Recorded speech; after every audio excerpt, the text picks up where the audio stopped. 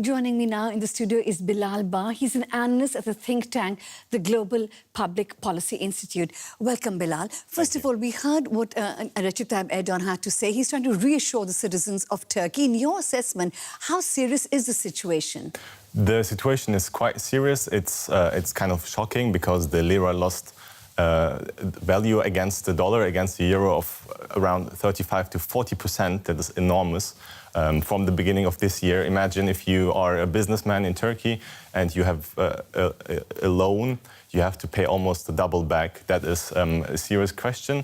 Also for Erdogan, because his strength was always the economy, and now it's a weak point for him.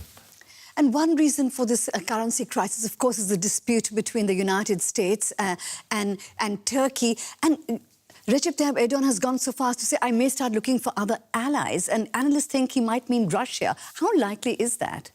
Well, that is a risk. Turkey is already shifting towards Russia in terms of values. It's shifting towards Russia in terms of Syria policy. But to be honest, Syria is not a real alternative for Turkey. Looking from an economic point of view, Russia is not an alternative in terms of security politics because Russia is not a reliable and resistant or resilient partner for Turkey. So this is why Turkey will remain within the Western institutional architecture. But as we all know, the shiftings from one pole to another happen gradually. So there is the risk, maybe the purchase of the S-400 air missile system might be a hint towards that. But Recep Tayyip Erdogan has been using very strong language when talking about NATO. He's talked about being stabbed in the back by a strategic ally. He's talked about the country being under economic siege, and he's talked about, economic terror on social media against his country.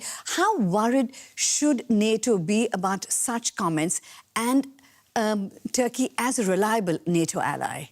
Well, there are two reasons why Erdogan is doing that. The first reason is by portraying an enemy from outside, he is shifting the responsibility from his misguided and failed economic and fiscal politics and policies towards an exterior dynamic. Also, he knows that rebelling and protesting against the West, particularly against the United States, gives him political credibility, gives him support from his voters. That's the reason. So he wants the Turkish people to unite in these difficult times. How difficult how serious is that problem? Well, as I said, Turkey perceives the current debate or the current crisis not as a crisis with the NATO, but as a bilateral one with the United States, which is far more a conflict which is far more risky as the conflict in Syria. But in a sense, Bilal, isn't he playing with fire? He's prepared to sacrifice his big international relations for domestic policy goals. Well, he is doing the classic brinkmanship, so going towards the utter end, stressing the relationship as much as possible. But he knows that how valuable the relation to the West are for Turkey. That is why he is still loyal to the EU migration deal with the European nations.